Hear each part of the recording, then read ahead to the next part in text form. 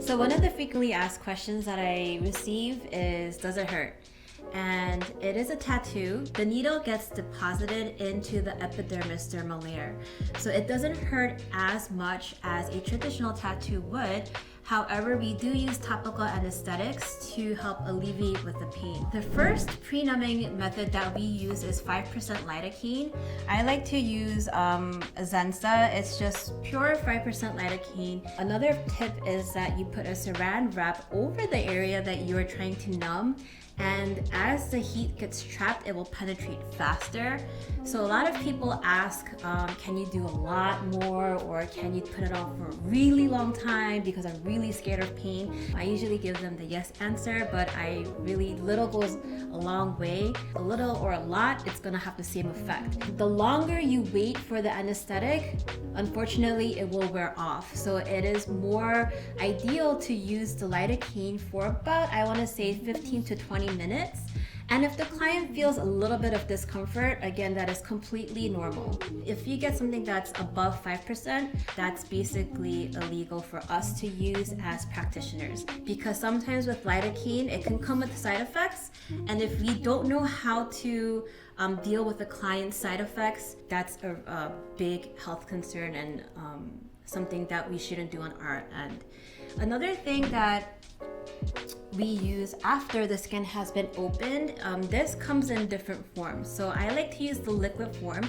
This one's called Ultra Duration. However, there are gel forms, which is called Blue Gel and also Tag 45. I like the liquid portion better because it's easier, it works faster. This also has a mixture of lidocaine, epinephrine, tetracaine, and benzocaine. So it's very powerful. Again, little goes a long way. I had the mistake of using the pigment cup and filling it all the way up to the top and wasting a lot of the product. And this little bottle is $60. So I tell my students, please only use 4 or 5 drops. If anything, you can get more if you need after. I always ask my clients how they're doing throughout the process.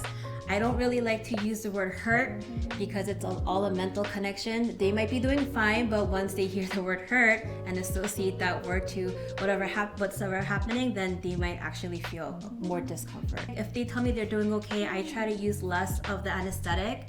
Any type of anesthetic you're going to use, it can alter with the color as well as the skin texture. Anytime you're using lidocaine, it will harden up the skin. So sometimes I don't even opt in with the pre-numbing. If the client's okay with it, I ask the client, hey, how do you do with your pain tolerance? And if they are like, hey, look, I have tattoos everywhere, like my knee, like my rib cage, I kind of understand that they went through this process before, so I wouldn't pre-numb the client. However, if I have a client coming in and she's already anxious and very scared and nervous before the procedure, then I wouldn't even ask, hey, do you want to opt out of the pre-numbing? I'll just pre-numb her and just kind of be with her so I can, throughout the process, be with her and explain to her exactly what's happening. So we are going to pre-numb our client. I like to take the tip of the Q-tip off, and I like to use the tip. If you use the cotton portion, it absorbs all the lidocaine. So I highly recommend you using the stick versus the actual cotton. And another trick here is I like to, on top of the tray, get all that air out. Otherwise, if you do it in front of the client, a lot can just spill out and the client can be very surprised. So push gently. Okay, there we go. Got a grip. You're going to place the lidocaine on top as if it's dangling, and you're just going to cut off a little piece of lidocaine, and same on the other side. I'm going to put this in my disinfecting pile. Now for here, I'm going to use the actual the stick, not the tip, but the actual stick. I'm going to stretch the skin,